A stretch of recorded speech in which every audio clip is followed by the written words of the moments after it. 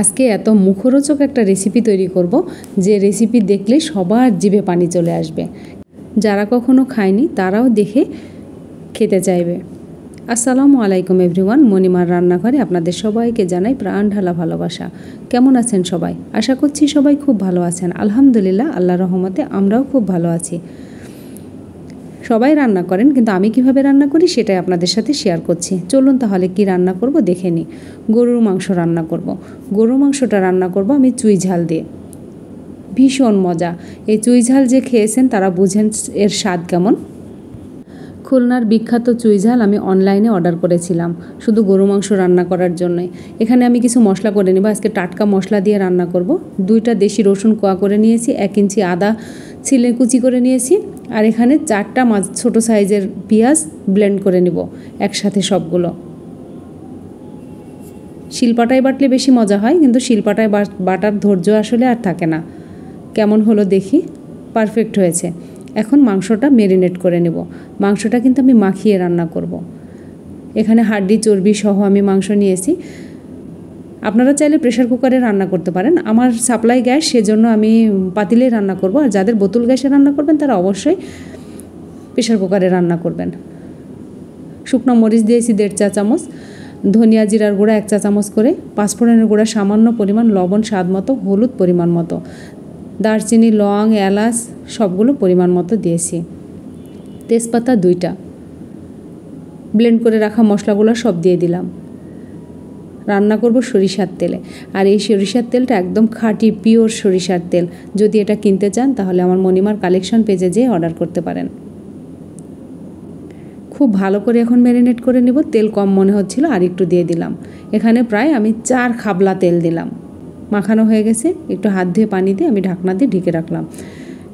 ন্যূনতম 1 ঘন্টা ম্যারিনেট করে রাখবেন, তাহলে ভালো হবে। আমার এটা 2 ঘন্টা ম্যারিনেট করা ছিল। ম্যারিনেট করা মাংসটা এখন চুলায় বসালাম আর গ্যাস অন করে দিলাম। বলক আসা পর্যন্ত অপেক্ষা করব। বলক এসে গেছে। আর এই কষানোর সময় আমি পানি একটুও ব্যবহার করব না। যে পানি ছিল সেটাই শুকিয়ে যাওয়ার পরে আমি পানি দিব। এই যে এটাকে বলে বিষ পানি। বিষ পানি শুকিয়ে যাওয়ার পরে আমি এই যে পানি দিলাম, এটা গরম পানি দিয়েছি। আপনারা চাইলে গরম পানিতেই রান্না করবেন, তাহলে রান্নার স্বাদটা আরও দ্বিগুণ হবে। ঢাকনা দিয়ে ঢেকে রাখলাম। যতক্ষণ বিষ পানি থাকবে সেই সময়টা আমি মাংস ঢাকি না। এভাবে কয়েকবার পানি দিয়ে মাংসটা খুব ভালো করে কষিয়ে নিয়েছি। মাংস কষানো কিন্তু কমপ্লিট হয়ে গেছে।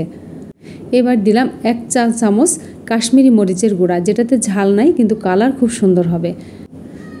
4টা দেশি রসুন গোটা গোটা দিয়ে দিলাম, আর চুই ঝাল দিয়ে দিলাম।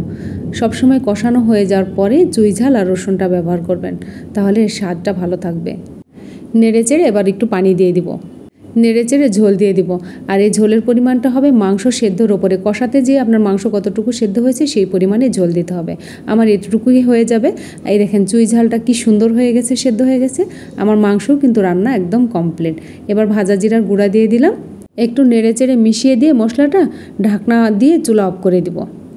এবার দিব বাগার। এই গরু মাংসে এইভাবে বাগার দিলে ভীষণ ভালো লাগে। একবার খেয়ে দেখবেন কত মজা। আমি একটা ছোট্ট লোহার কড়াই নিয়েছি, এর মধ্যে পরিমাণ মতো তেল দিলাম। খুবই কম পরিমাণ দিয়েছি যেন পেঁয়াজটা শুধু ভাজা হয়। 2টা এলাচ দিয়েছি, 2টা দারচিনি দিয়েছি। একটু ফ্লেভার আসার পরে আমি 2টা পেঁয়াজ কুচি করে রেখেছিলাম, সে পেঁয়াজটা দিয়ে দিলাম। পেঁয়াজটা নেড়েচেড়ে বাদামি রং হলেই নামিয়ে নেব। পেঁয়াজ বাদামি রং হয়ে গেছে। এবার এই বেরেস্তাটা এর মধ্যে দিয়ে দেব, যেটাকে বাগার বলে। ভীষণ মজা, ফ্লেভারও অন্যরকম হয়। একবার খেয়ে দেখবেন। নেড়েচেড়ে মিশিয়ে ঢাকনা দিয়ে ঢেকে রাখবো, তারপরে পরিবেশনের জন্য নিয়ে আসব। এই যে দেখুন, মাশাআল্লাহ কি সুন্দর কালার হয়েছে, দেখতে কত সুন্দর হয়েছে, খেতেও অসম্ভব মজার হয়েছে। পরিবেশনের জন্য একটা বাটিতে নিয়ে নিচ্ছি। আর এই চুই ঝালগুলো যে এত নরম হয়েছে ডাটা, আর রসুনটা একটু শক্ত আছে। আমরা শক্তটাই বেশি পছন্দ করি, কারণ রসুন কাঁচা খাওয়া সবচেয়ে স্বাস্থ্যের জন্য ভালো। সেজন্য আমরা একদম শক্তটাই খাই, একদম কাঁচাটা খেতে পারি না। সেজন্য হালকা করে সেদ্ধ করা আর কি। আর মাংসের মধ্যে রসুন তো একটা আলাদা ফ্লেভার আসে। অনেকে খান একদম নরমটা, ওই নরমটা আমরা খাই না, শুধু স্বাস্থ্য উপকারীর কথা ভেবে। আমার এই রেসিপি যদি আপনাদের ভালো লেগে থাকে তাহলে ইউটিউব থেকে দেখলে সাবস্ক্রাইব করবেন, বেল আইকন টিপে রাখবেন, ফেসবুক থেকে দেখলে ফলো দিয়ে রাখবেন, তাহলে নতুন রেসিপি আপলোড করার সঙ্গে সঙ্গে আপনারা নোটিফিকেশান পেয়ে যাবেন। লাইক, কমেন্ট, শেয়ার করবেন ফ্রেন্ডস অ্যান্ড ফ্যামিলির মাঝে। যারা নতুন তাদের শিখতে সুবিধা হবে। আপনাদের একটা লাইক, কমেন্ট, শেয়ার আমার রান্নার প্রতি অনেক আগ্রহ বাড়িয়ে দেয়। আগামী রেসিপি নিয়ে আসা পর্যন্ত আপনারা নিরাপদ, সুস্থ, সুন্দর থাকবেন। আমাদের জন্য দোয়া করবেন। আল্লাহ হাফেজ।